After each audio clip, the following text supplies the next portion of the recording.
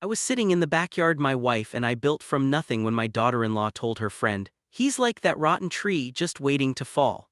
My son didn't defend me. That night I sat by that tree and dug out the tin box buried beneath its roots. Inside was a document that would remove her from everything she thought she controlled. I sat beneath the acacia tree the morning after, coffee going cold in my hands, and I kept hearing those words repeat in my head like a song you can't shake. He's like that rotten tree just waiting to fall. I had been standing maybe 15 feet away, just past the garden bed where the jasmine grows along the brick wall I laid myself, stone by stone, the summer before Miguel started kindergarten. Vanessa hadn't seen me. Or maybe she had and she simply didn't care. That thought was somehow worse than the first one. I am Rafael de la Cruz, 68 years old, retired construction foreman, husband to Lydia for 41 years, father to a son I no longer fully recognize. I built things my whole life. Houses, walls, foundations. I understood how structures worked, how weight was distributed, how something solid could hold together through storms and years and pressure. I understood all of that. What I never understood, and what Lydia would tell you plainly if you asked her, was people. I was stubborn in the way that old wood is stubborn, hard to bend, impossible to reason with when I had made up my mind. I carried my pride like a second skeleton, always underneath everything, holding me upright even when it cost me. I had gone years without apologizing to Miguel for things I should have apologized for, simply because saying the words felt like handing over something I could never get back. My silence had cost us both, and I knew it, but knowing it and changing it were two different mountains. Lydia was the one who softened our household, who turned my cold answers into warm meals and my long silences into family dinners where nobody talked about the things that really hurt. She had her own fear, too. She avoided conflict the way water avoids uphill, always finding the path of least resistance, always smoothing things over before they could erupt. We were a pair of flaws that somehow worked together for 41 years. The backyard was everything we had made together. The brick pathways, the garden beds, the iron bench near the far wall, the old acacia tree at the center of it all. I planted that tree the week Miguel was born. I remember wrapping my hands around the root ball, pressing it into the earth, packing the soil down around it, thinking that this tree and my son would grow up together, that they would both be standing long after I was gone. Now that tree was old and a little bent at the top where a storm had knocked a branch loose years ago, and Vanessa thought it was ugly. She thought I was ugly too, or at least she thought I was finished, which in her world was probably the same thing. That afternoon had started simply enough. We were all in the backyard for what Lydia had called a family Sunday, which was her gentle way of trying to stitch things back together that kept coming apart. Miguel had come with Vanessa, and Vanessa had brought her friend Chloe Santos, which I hadn't expected and which I didn't like. Chloe had a way of watching everything with those careful eyes of hers, always recording things on her phone, always leaning toward Vanessa and whispering. She was 32 and she seemed to find other people's discomfort genuinely entertaining. I was grilling. The smell of charcoal and marinated chicken filled the yard, and for a few minutes it had felt almost peaceful. Lydia was arranging things on the garden table, and Miguel was standing near the grill with his hands in his pockets, and I remember thinking that maybe this afternoon would be one of the good ones. Then I stepped behind the garden shed to get more charcoal, and that is when I heard it. Vanessa's voice, low and amused, carrying clearly over the quiet yard. "He's like that rotten tree just waiting to fall." And Chloe laughed that soft laugh of hers, and I heard the faint sound of her phone, a small chime indicating she was either recording or sending something. I stood completely still, my hands tightened on the charcoal bag. "Tell me I'm wrong," Vanessa said, and I heard the direction of her voice shift slightly, which meant she was talking to Miguel. Silence. Miguel's silence was a physical thing. I felt it in my chest like a stone dropping into still water. He was standing right there, he had heard her say it, and he said nothing. "Soon this place will be properly managed," Chloe said, and her voice had that playful quality that made everything sound like a joke even when it wasn't. "Some people don't belong in their own homes anymore." "Exactly," Vanessa said. I heard my wife make a small sound, not quite a gasp, more like the sound of someone trying very hard not to make a sound. I stepped out from behind the shed then, not because I had a plan. I stepped out because my pride wouldn't let me stand in the shadows and keep hearing my own erasure like it was a casual conversation about the weather. Vanessa saw me. Her expression didn't change the way it should have. There was no embarrassment, no flush of shame. She held my gaze for a moment, then looked away toward the tree. "That tree's ugly too," she said, almost to herself. "Should have been cut down years ago." I didn't answer. I walked back to the grill and I turned the chicken and I kept my face still. Lydia came to stand beside me. Her fingers found my forearm and held it. She didn't say a word. She didn't need to. Miguel drifted toward the back door of the house and disappeared inside, and I stood there turning chicken over charcoal and trying to remember how to breathe normally. That evening after dinner, after Vanessa and Chloe had settled in the living room with their voices low and their phones out, I passed the dining table and stopped. There were papers I hadn't seen before. documents partially organized into a small stack with what looked like a signature line on one of them. I leaned closer without touching them. The language was dense and formal, the kind of writing that tried very hard to sound simple while being anything but property transfer language. I recognized some of the phrases from my years in construction, from the dozens of legal documents I had signed and reviewed and witnessed over the decades. My name was on the paper, but only as the previous holder. The transfer line pointed somewhere else. I couldn't read all of it quickly without being obvious, so I straightened up and walked to the kitchen where Lydia was washing dishes. "Lydia," I said quietly so only she could hear. "I know," she said without looking up from the sink. "How long have you known?" She was quiet for a moment. "I've been trying to figure out how to tell you." "Tell me what exactly." She turned off the water and dried her hands and looked at me. "She had Miguel sign something last week. She told him it was an estate planning document, something to protect the property for the grandchildren eventually." She paused. "There are no grandchildren." I felt something cold settle in the center of my chest, not anger yet, something colder than anger, something calculating. Where did Miguel think the property would go? He didn't ask. I nodded slowly. I went to bed that night and lay in the dark with my eyes open, and the cold thing in my chest just kept spreading. I waited until the house was fully quiet. It took a long time. Vanessa and Chloe talked for hours, and Miguel moved around the house checking his phone, and the lights clicked off one by one like candles being snuffed. When the last light went dark and the silence had held for 30 minutes, I got up. I went to the backyard. The acacia tree stood in the moonlight, older than it had any right to be, still rooted, still quiet, still exactly where I had planted it. I walked to its base and I stood there for a moment, just the two of us, the old man and the old tree, and I thought about the night I had buried the tin box beneath its roots. That had been 16 years ago. I had a colleague back then, a man named Ernesto Villanueva, who had worked in property law before moving into construction management. Ernesto had watched his own family lose a piece of land because of a contested transfer document, and he had spent the next decade making sure nobody he cared about went through the same thing. He sat me down one evening with a glass of brandy and a folder of papers, and he said, "Raphael, you are the kind of man who trusts people too much and documents things too little. That combination will cost you everything someday." He helped me draw up a protective trust deed, one that kept the property under my control under a specific legal condition. And he helped me write a sealed affidavit that could be activated if anyone attempted to transfer ownership through what the document called exploitation of ownership, meaning any attempt to transfer the property without my full informed consent, under deception or manipulation. He also had me record a rewritten deed that superseded any transfer made under those conditions, held in trust with a legal firm he trusted absolutely. I had buried the tin box beneath the acacia tree because I am the kind of man who trusts dirt more than filing systems. I started digging with my bare hands, which was foolish and which tore up my knuckles, but my pride wouldn't let me go back inside for a shovel because going back inside meant the possibility of waking someone and explaining what I was doing, and I was not ready to explain anything to anyone yet. Lydia appeared behind me about 10 minutes into the digging, moving quietly across the grass in her slippers, holding a small flashlight she had brought from the kitchen. She didn't say anything. She just held the light where I needed it. That was Lydia, 41 years of that. "You remembered," she said finally quietly. "I always remembered," I said. "You never told me exactly what was in it." "I told you enough. You told me it was protection, you didn't tell me what kind."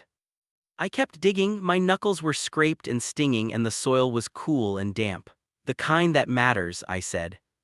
My hands hit metal after another few minutes. I worked the box loose from the roots. The tree had grown around it slightly, which gave me a strange feeling that I couldn't entirely name, something between pride and grief, and I pulled it free and sat back on my heels and just held it for a moment.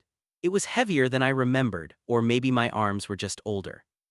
Inside the box, wrapped in an oilskin cloth that Ernesto had insisted on because he was meticulous about preservation, were 3 documents: the trust deed, the rewritten property record, and the sealed affidavit, all exactly as I had placed them 16 years ago, dry and intact and perfectly readable. I sat in the grass beside the acacia tree with the flashlight in Lydia's hands, cutting a pale circle around the papers, and I read through every word with the careful attention of a man who had spent his career making sure buildings didn't fall down. And then the doubt hit me, because the doubt always hit me. That was my flaw working against me, the one that lived on the other side of my pride, because my pride told me I was right and I was prepared and I could handle this, but the doubt told me I was an old man in a garden at 2 in the morning with dirt on his hands, and maybe I had misunderstood what I saw on that table, and maybe Miguel hadn't known what he was signing, and maybe I was about to blow up my family over a misreading. I sat with that doubt for a long time. Lydia sat beside me, her shoulder touching mine. What if I've got it wrong? I said. You don't. Lydia, I could. Raphael? Her voice was very quiet and very certain. I read the full document when she left it on the table last Tuesday. She wasn't hiding it very carefully. Either she didn't think we would look or she didn't think we would understand what we were looking at. She paused. She underestimated both of us. I looked at my wife in the flashlight glow and I felt something I hadn't felt in a while. Not just love, though that was there too. Something more like gratitude, the kind that comes when you realize the person next to you has been paying closer attention than you gave them credit for. You should have told me sooner, I said. I was afraid of what you would do. What did you think I would do? She gave me a very particular look, the look that meant she had known me for 41 years. Something loud, she said. She wasn't wrong. If she had told me while the papers were still fresh and Vanessa was still in the house and my blood was already hot from the backyard conversation, I might have walked into the living room and said things I couldn't take back. My temper had always been the part of me that moved faster than my thinking. I had cost myself opportunities before by speaking too soon, by letting the heat in my chest reach my mouth before my mind could moderate it. I had nearly gotten into a physical confrontation on a job site 20 years ago because someone questioned my work and I responded to the question like it was an accusation. Lydia was right to have waited. I hated that she was right, but I understood it. I spent the next 3 days in careful, quiet preparation. I called Ernesto's firm. Ernesto himself had passed away 7 years earlier, but his partners knew the documents because Ernesto had been the kind of man who documented everything, including conversations with his clients, and they had a complete record of everything he and I had arranged. I spoke to a woman named Addie. Carmen Reyes, no relation to Vanessa, the world is simply not that dramatic, who reviewed the documents I sent her and called me back within 24 hours. Her voice was calm and professional when she said, Mr. de la Cruz, the conditions described in your affidavit are clearly met based on the transfer document you've described. The protection is fully enforceable. I wrote down everything she told me. I wrote it on paper, in ink, in my large block handwriting that Lydia always said looked like a building blueprint. During those 3 days, I watched Vanessa carefully. She was in her element, moving through the house with the quiet confidence of someone who believed they had already won. She had a habit of touching things as she walked through rooms, running a finger along the mantel, adjusting picture frames, picking up objects and setting them down, and I noticed this for the first time with new clarity. She wasn't being casual. She was taking inventory. She was already living in the version of this house where I wasn't in it. I watched Miguel too. That was harder. My son moved through those 3 days with a distracted, uncomfortable energy, like a man who has agreed to something and is starting to feel the weight of it but doesn't know how to say so. He avoided being alone with me, which told me something. He avoided being alone with his mother, which told me more. The two people he most needed to face directly were the two people he was most carefully avoiding, and he was filling the space with his phone and his work and long drives that he didn't explain. My old instinct was to force the conversation, to corner him and demand he look at me and tell me what he had done. I kept that instinct on a tight leash. I had learned from enough collapsed structures that you didn't remove a load-bearing element before you had replacement supports in place. The evening of the third day, I called Chloe Santos. I had her number because Lydia had added her to a group message 2 years ago during a family gathering. I don't think Chloe expected to hear from me based on the long pause after she answered. Mr. de la Cruz, she said carefully. I know you've been recording things, I said. I'm not calling to threaten you, I'm calling to let you know that what happens in the next few days is not something you want your name attached to, that's all. Another pause, then, I'm not sure what you mean. I think you are, I said. Good evening, Chloe.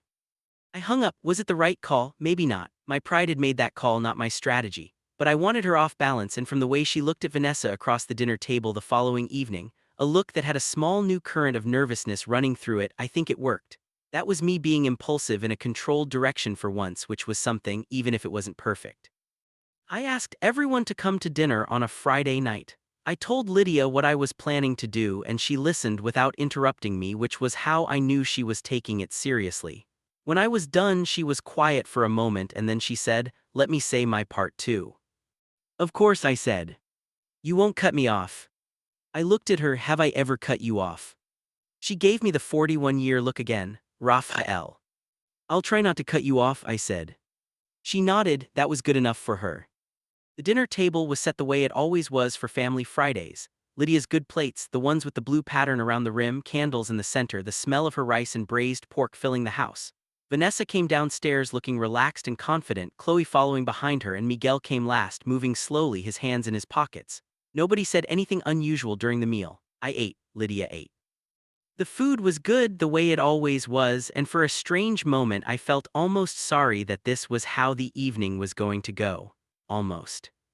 After the plates were cleared and the table was still occupied by coffee cups and the quiet aftermath of a meal, I stood up and walked to the kitchen.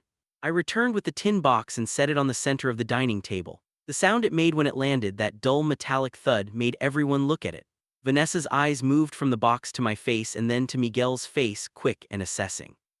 "What is that?" she said. "This house," I said, keeping my voice very level, the way I had kept my voice level on job sites when I needed the crew to hear me clearly over noise, "does not belong to whoever speaks the loudest." She leaned back slightly in her chair, her expression arranged itself into something that was almost amusement. "Are you threatening us, Raphael?" "No," I said. I slid the documents out of the tin box and laid them flat on the table, spreading them so the critical text was visible. "I'm restoring things." Miguel reached forward and picked up the first page. I watched his face as he read. It changed slowly, the way a building changes when the foundation shifts, not a sudden collapse but a gradual, visible settling piece by piece. His jaw tightened. His eyes moved across the lines of text and then moved back to the beginning, reading again, and I understood from the way he was reading that he was not pretending to be confused. He actually had not known the full scope of what he had signed. "Dad," he said, and his voice was low and careful, "where did you get this?" "I buried it under the acacia tree 16 years ago." He stared at me. "Why?" "Because a man who builds things knows to lay a foundation before the walls go up." Vanessa pushed her chair back and stood up. "That's not real. You can't just produce something from a box in the ground and claim it overrides a legal document." "You can," I said, "when the legal document was drawn up by a licensed attorney, recorded with a law firm, and specifically designed to override any transfer made under exploitation of ownership." I looked at her steadily. "Addie, Carmen Reyes called me 2 days ago to confirm it's fully enforceable. You're welcome to call her yourself." "This is insane," Vanessa said, and her voice had a new quality in it, something that wasn't quite anger and wasn't quite fear but was the space between them. "Miguel, tell your father this is insane." Miguel set the papers down on the table very carefully. He was quiet for a long moment. "What exactly did I sign, Vanessa?" "It was estate planning." "What exactly did I sign?" "It was a standard transfer document to protect the property for." "Whose name is on the transfer line?" His voice was completely flat now. It was the voice of someone who already knew the answer and was making someone else say it out loud. Vanessa sat back down, she pressed her lips together. "Answer him," I said. "Don't talk to me like that." "Vanessa," Miguel's voice, not mine. The silence lasted long enough that Chloe, who had been sitting perfectly still since the tin box appeared, quietly picked up her phone from beside her coffee cup and placed it face down on the table. I noticed that she wasn't recording anymore. "It was a practical decision," Vanessa said finally, and her voice had shifted into something more controlled, more careful. "You weren't paying attention to these things. Somebody had to." "You forged my father's consent," Miguel said. "I did not forge anything, he wasn't engaged in the process." "You told me to sign it without explaining what it transferred," Miguel said. "You told me it was for the grandchildren." "It was eventually."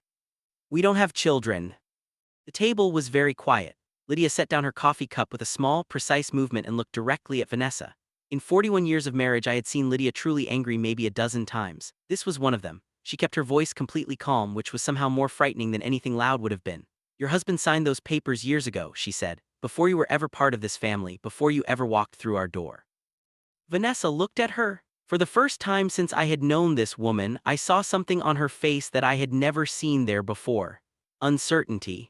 The specific, disorienting uncertainty of someone who has built their entire strategy on an assumption that has just been removed from beneath them.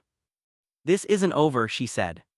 "For you, the legal part is," I said. "The trust deed stands, the transfer is void. Addie, Reyes is filing the confirmation documents Monday morning. You're welcome to seek your own counsel and review everything." I paused. "I'd recommend you do."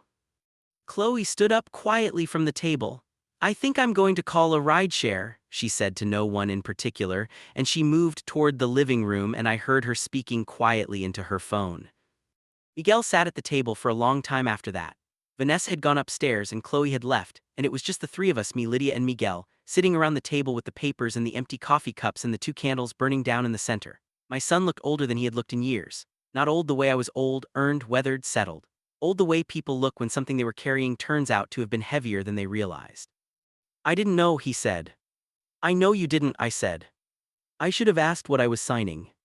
Yes, I didn't say it harshly, just plainly, there was no point softening it. She said you didn't care about the property anyway, that it was just sitting there, that you'd never done proper estate planning, that she was just making sure things were organized. He shook his head.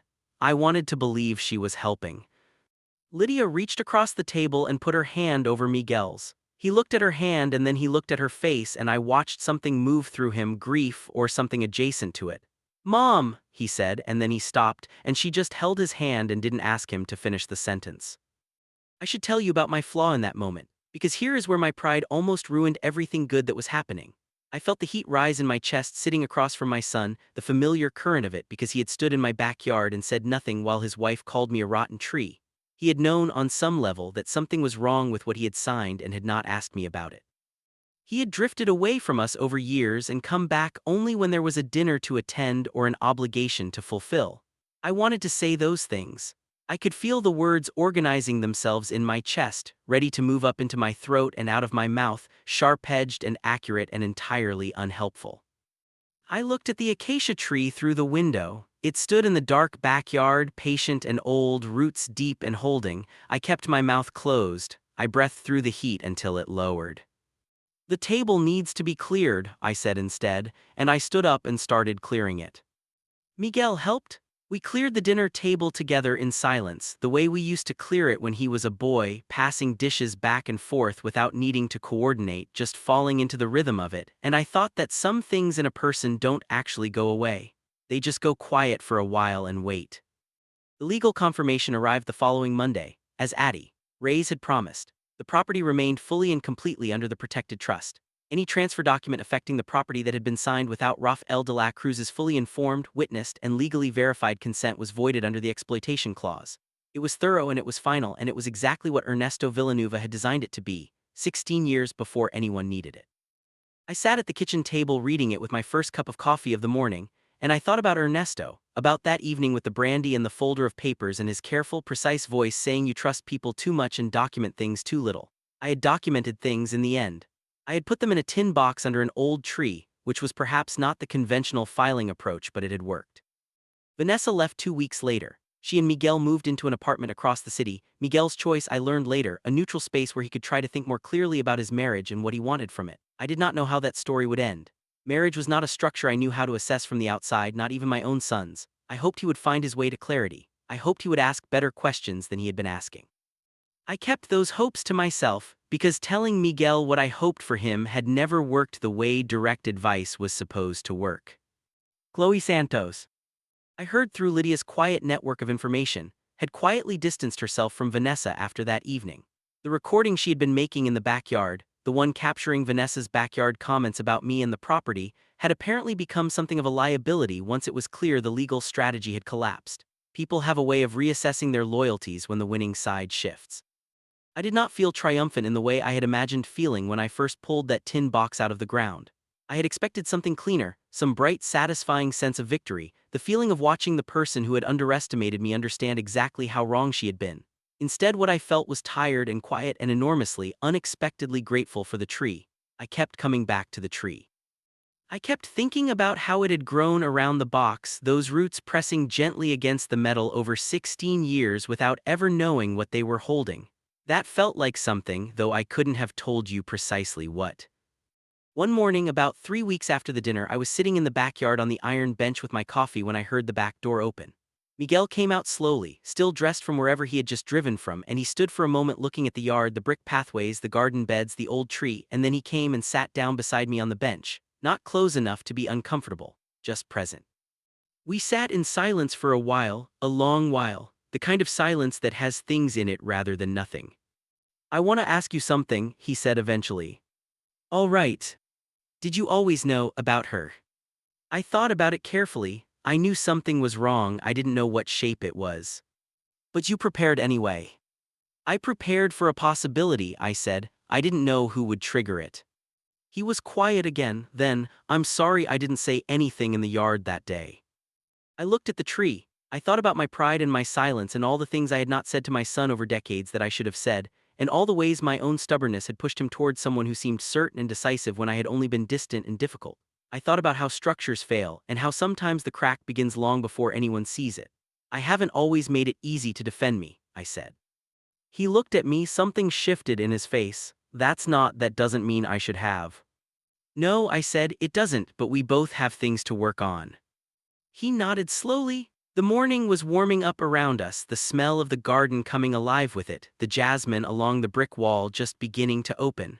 We sat there together, the two of us, under the old tree that had outlasted everything anyone had predicted for it. That tree was still standing, and so was I, and so, after everything, was my son. That was not everything I could have wanted, but it was more than I had feared I would have. I kept that thought close, the way you keep a good foundation quietly underneath everything, holding the weight of what's built above it.